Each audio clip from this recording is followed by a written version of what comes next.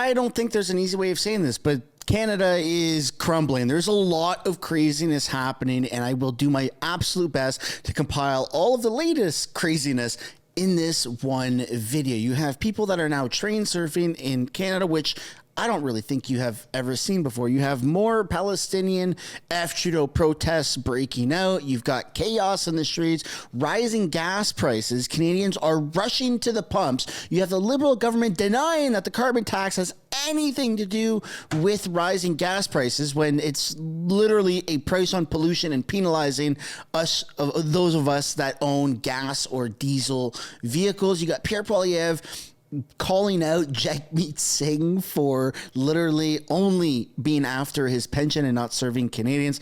There's a lot of things happening. Oh, also, I forget that Pierre Poilievre brings up the fact that Trudeau is in a $50 billion orgy and he should stop. Oh yeah, real things that he said. Welcome back to another video, everybody.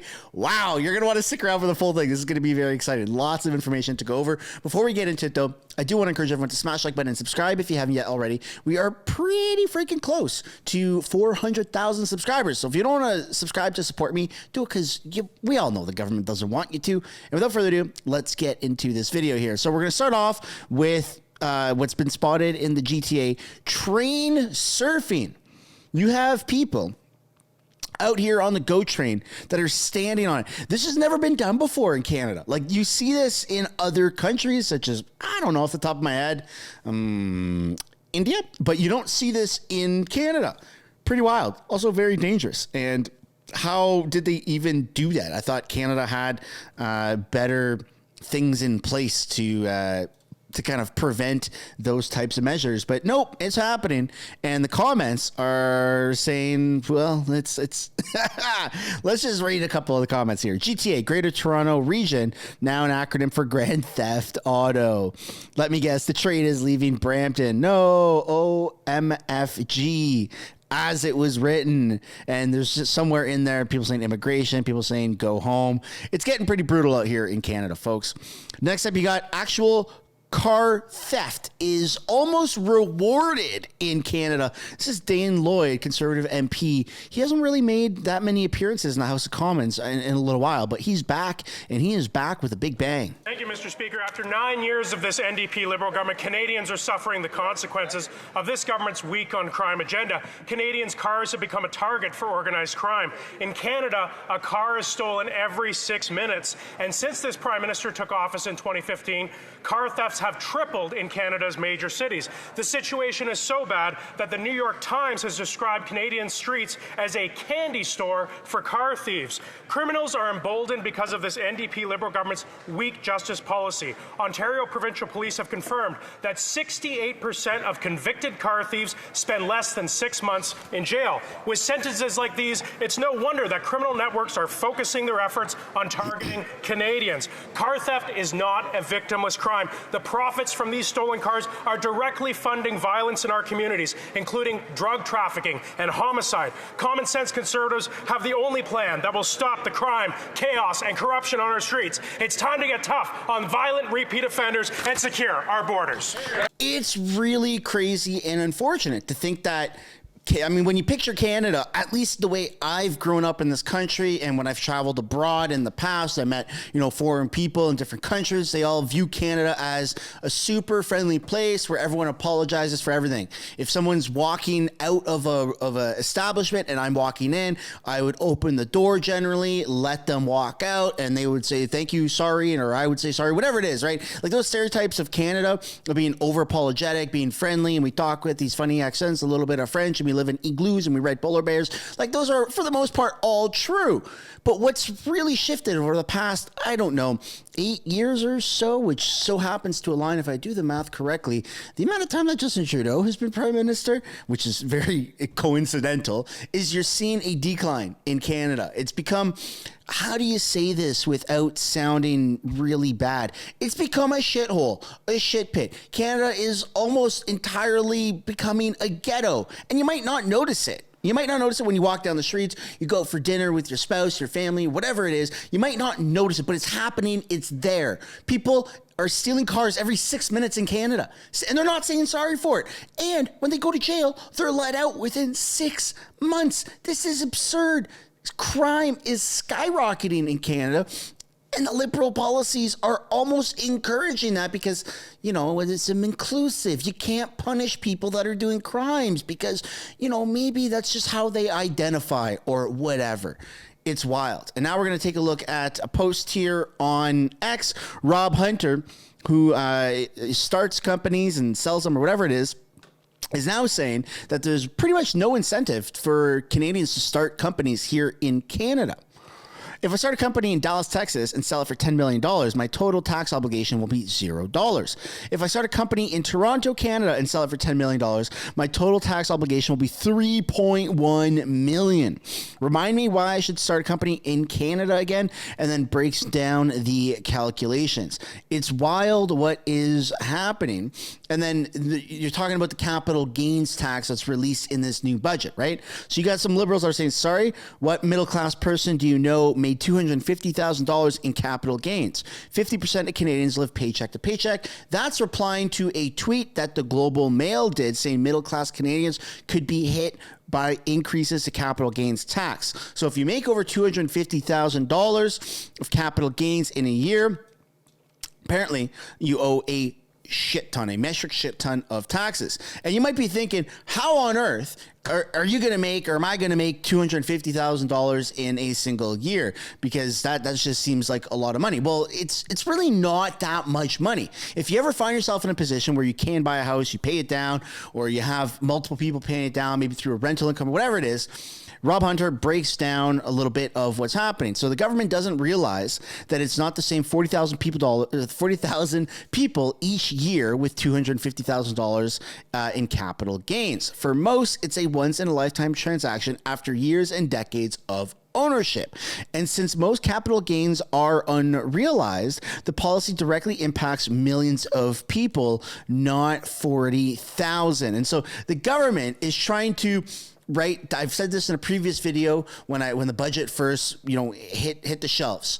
Canada doesn't want you making above a certain income threshold. If you do, you're taxed to absolute death. And then if you make a really low amount of money, well, all those taxes are going kind of to you with government handouts. So the government almost wants us to be lazy and not work. They want us relying on them so we can keep voting for them and they can keep lining their pockets and giving us, the scraps, which is weird because never really has there been an incentive to not make money. The incentive in a country should be to have kids, grow, right, breed, and make money. And there should be encouragement from the government to do that, but not here in Canada. It's actually the opposite. There's encouragement to be lower income and almost a criminal. And sometimes there's actually incentives to be a criminal, right? That's a little bit of a play on words, but it's not misleading by any means because you can commit crimes like stealing cars or whatever it is, and you can almost get away with it with a slap on the wrist and you can pocket that money, and that's unrealized gains. So it's so freaking bizarre. And you have younger generations in Canada that are even admitting this, and I'm embarrassed to be a Canadian citizen at this point. Hey there, Canadian here. I'm just wondering if I missed the memos or, the days that the protests and rallies are starting in regards to like our shitty housing situation and food costs and the raising taxes and the horrible healthcare. So there's a lot of protests that are erupting across Canada. We're going to take a look at that in a few moments. But it seems like the priorities here are just everywhere because there's so many things going on. Canadians can't afford to freaking eat, man. It's not a play on words. It's not, like blowing things out of proportion. And when you have a drop in gas prices, you have Canadians rushing in hordes to go fill up their gas because that's how big of a difference it makes. Saving 20, 30 bucks, 50 bucks, 100 bucks from time to time. Hell yeah, you're going to be going for those deals. And here's a great example of something last night. Look at what you have done, Trudeau, Freeland, and Guilbeault. These are people you work for, and they're rushing to the gas stations. Look at this. Let's take a look at this video. But first, the top comment is, I miss the days when people used to blame oil and gas companies for price gouging, and now it's the government that's directly responsible for this. By 16 cents a liter, you can see the reaction to Canadians hopefully Prime Minister Trudeau and Deputy Prime Minister and Finance Minister Chrystia Freeland can see this, because this is the plight of hardworking Canadians and their concern for being able to make their own bills and feed their own families and get to work in an affordable way in a country that is no longer affordable for average working people. And you can see the kind of chaos that's happened here in Canada, where gas, which is the main issue that people have right now. So tomorrow that gas is going up by 16 cents. 16 cents liter, and you got dozens, maybe even thousands of people rushing to the pumps to fill up so they can save 16 cents a liter. And it's crazy to say, but that cost adds up when you got 100 liters. But I'll pass the question off to you. When's the last time you filled up? Are you ready for this increase in the carbon tax? Because the government is gaslighting us. Here's a video of this perfect example. Chrystia Freeland was asked if the Liberal government will help Canadians as gas prices went up 14 cents due to the carbon tax. And her response, we had a fair budget that is helping Canadians. Wow. Question is about the gas prices today. Many people are seeing that gas prices have risen 14 cents today. And I'm wondering if the government is prepared to consider either eliminating or lowering the carbon tax to help offset those costs. Okay, thank you for your question. And we really recognize that affordability is a big question in the lives of people across Canada. It's a big question in the lives of people here in Burlington. And that's why the budget has a lot of measures in place to make life more affordable. Dental care is rolling out. By next year, 9 million Canadians are going to have dental care. That's going to help a lot of people. We are making diabetes medications and contraceptives free for Canadians. That's going to make a real difference in the cost of everyone's lives. I am really, really happy about the National School Food Program that we've announced. We are going to start rolling it out in September.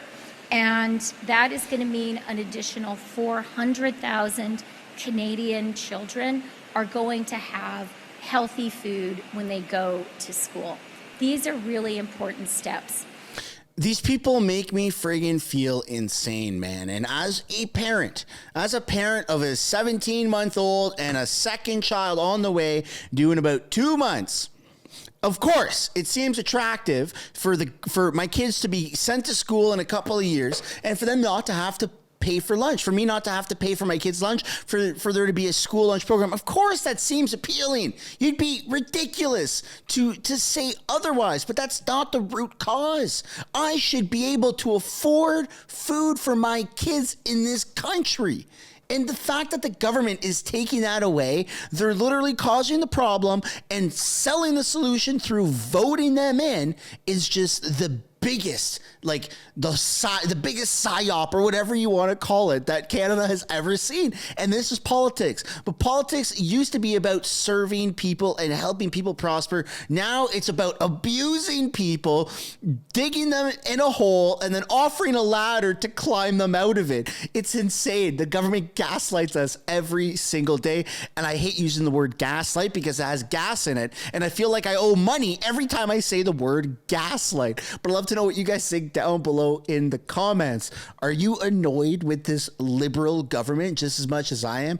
I just feel like there's no getting away from politics. Everywhere you go, everything that you do, whether it's, increase price in movie tickets, that's because of the government. Their inflationary policies. It's insane to say that. You're almost a conspiracy theorist, or it makes me feel like I'm almost a conspiracy theorist for saying this all the time. I don't go around throughout my day going, that's Trudeau's fault, that's Trudeau's fault. But it sure is in the back of my mind, especially when you have real numbers that change overnight. Toronto last night, $1.55.9 for gas, and this morning $1.79.9. But no, don't worry. This has nothing to do with the carbon tax, because the government is working on a national food program. It doesn't make any sense. And the worst part is that you have the NDP leader, Jagmeet Singh, who's just as guilty as Justin Trudeau and Freeland because he's holding the coalition together.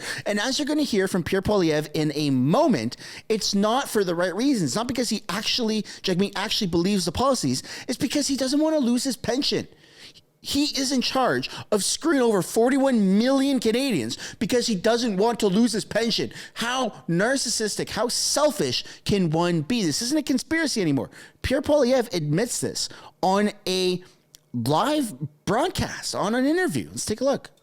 Are you confident in Jagmeet Singh that he will support or not support this budget moving forward, which would, of course, trickle into an election if he does not support this?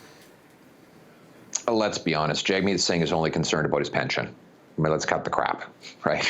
He has to wait until January of 2025 to be eligible for a pension. So he's worried that if the election happens and he loses, he won't have a pension. So he's making everyone pay the massive bill of keeping Justin Trudeau around so that he can get to pension eligibility and continue to fund his fancy suits and watches and Beamers. And that's what he's all about. It's a greedy position, but that's what you got with Jag and Justin, a costly coalition that tax your food, punish your work, take your money, double your housing costs, and unleash crime and chaos in your community. But when the carbon tax election happens, you'll be able to elect a common sense government that will axe the tax, build the homes, fix the budget, and stop the crime. And it's insane if you think about it, because this is outside of Parliament. So he's not protected by parliamentary privilege, which could put Pierre Poilievre at risk of libel or slander, whatever it is, if it weren't true. But you'll never see any repercussions for what Pierre just said because it is all true. It's all factual. Jagmeet Singh is literally not calling an election because he wants to safeguard his pension. And I want to pass the question off to you. How does that make you feel? Does that piss you off that one person after their pension is directly responsible for screwing over 41 plus million Canadians? Let me know down in the comments. Next up, we have a clip from today's question period. You have Melissa Landsman, who points out that thieves who stole tens of millions of dollars in gold, remember that at the Toronto Pearson Airport? Well, they were just caught buying black market guns, and they're already out on bail. This is a state of Canada. You can take tens of millions of dollars of gold, it goes international news, and you can be out on bail very soon. Liberal NDP government and their soft on crime policies, Canada's criminal justice system is broken and Canadians feel unsafe in their neighborhoods. Here's where we're at today. The biggest gold heist in Canadian history, $20 million gone, several suspects involved with gangs and gun running, and they're already out on bail 24 hours later. Wow. Why does this government think that gangsters who steal millions of dollars deserve to be released back into the community? That's right. The Honourable Minister of Justice and Attorney General for Canada. I thank the member opposite for that important question. I point out to her and to other members of this chamber that we passed significant bail reform legislation in this chamber with the cooperation of premiers around the country and law enforcement officials around the country. What I would also point out to the member opposite is that I share her concern for organized criminality. In fact, I share it so much so that the Budget Implementation Act contains measures that will address money laundering and address financing through criminality. I desperately hope that that member and all of her colleagues will be supporting that aspect of our legislation and helping us to tackle organized crime and money laundering. Yet again, the biggest gaslighting that you have ever seen. If the Liberals actually cared about going after money laundering, then what about GC Strategies? They took $60+ million to make an app that we now know costed, or should have costed, less than $250,000. It's all Fugazi. It's all to buy votes. It's all to get Liberals, right, a little bit riled up so that they can continue voting these people in, and it's just not going to work anymore. People are fed up, and people all across the board are fed up. You've got protesters, the Palestinian protesters here are, taking over Canada, man. You're seeing this everywhere. Let's take a look at some of this footage here by Karima on X. Fuck you, TPS! Fuck you, TPS! Fuck you, TPS! Fuck you, TPS! Fuck you, TPS! Fuck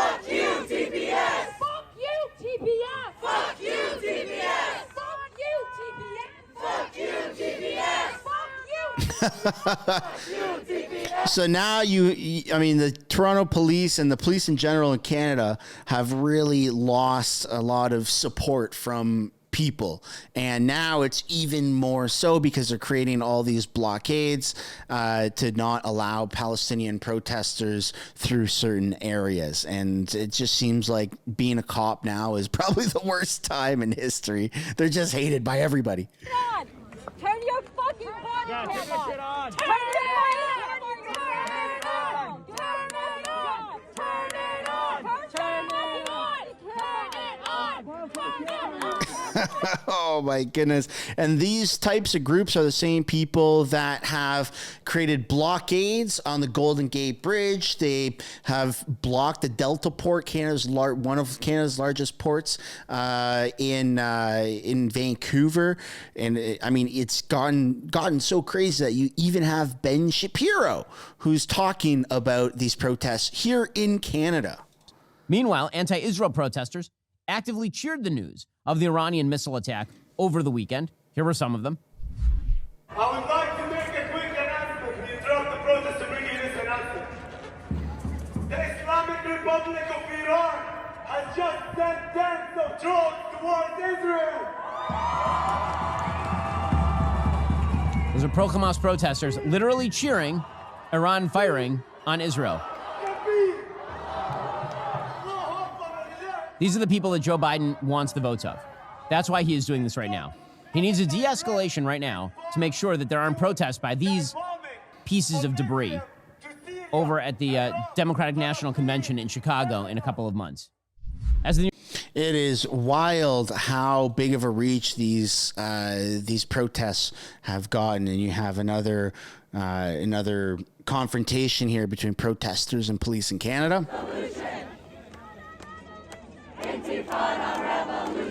Intifada revolution. Viva, viva Palestina.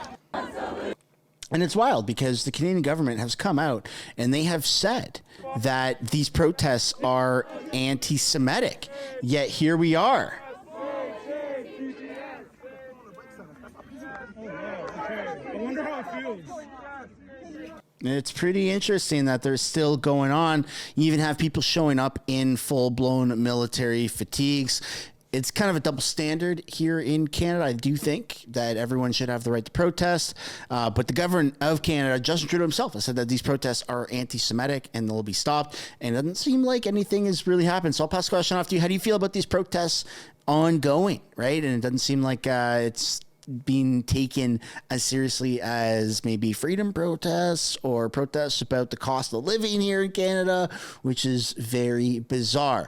And to kind of wrap things up, just as promised, I've got a Pierre Poilievre and Justin Trudeau debate that goes absolutely heated, where Pierre says, hey man, you got to stop the $50 billion orgy. Here's the clip. Who pays for this latest $50 billion orgy of spending by this costly prime minister? We know who won't pay. It won't be those with trust funds that protect their millions of inheritance like the Prime Minister, nor the billionaires that invite him to their private Caribbean islands. They'll hide their money. You know who will pay? You will pay. You, the welder or waitress who can't pay your mortgage because he's inflated the mortgage rates. You will pay because he carbon taxed your food and now you can't feed your kids. Why should you pay for him?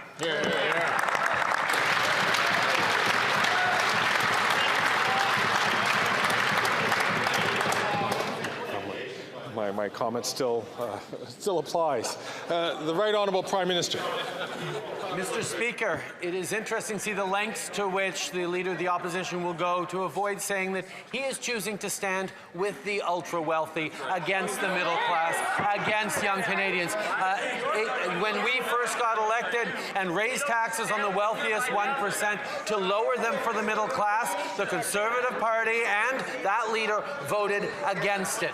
We are asking for the wealthiest in this country, the wealthiest 0.1%, to pay more in taxes so we can support the middle class, so we can restore the dream, particularly for young people, of home ownership, of a brighter future that the world is taking away from people all over the world. The Honourable Leader of the Opposition. Mr. Speaker, the Prime Minister likes to blame the world for the problems that he caused. He doubled the debt, doubled the rent, doubled mortgage payments, doubled the needed down payment. And now he's doubling down on the same costly mistakes that have made life unaffordable for Canadians. When will this Prime Minister realize that he's not worth the cost and that repeating the same thing 9 times and expecting a different result is the definition of insanity?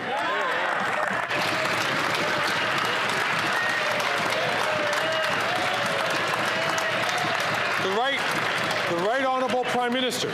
Speaker, what the Leader of the Opposition is saying is that he stands with the ultra-wealthy 0.1% in this country, and everyone else is on their own, because that's what he would do as he slashes programs, as he slashes investments, as he doesn't build the homes necessary, as he doesn't have a plan to fight climate change and create good jobs, as he has stood against affordability measures, as he stands against seniors getting dental care, Mr. Speaker. He is choosing to stand with the ultra-wealthy while we are investing in Canadians and building a stronger future that is fair for everyone.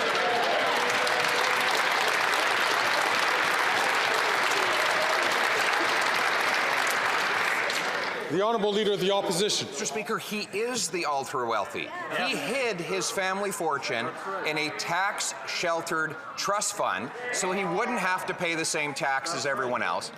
He vacations with the ultra-wealthy on their private islands in tax-preferred locations where they can hide their money and avoid paying their fair share here in Canada.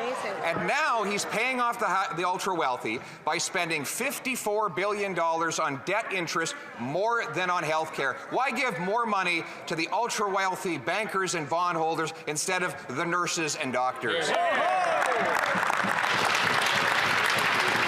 The Right Honourable Prime Minister. Speaker, this is a budget that invests in fairness for every generation by asking the ultra-wealthy to pay a little more. Young people see right through this Prime Minister. They know they're getting ripped off, and they know the reason for it. Today, rent is doubled, grocery prices are sky high, and we're paying some of the highest cell phone bills in the world.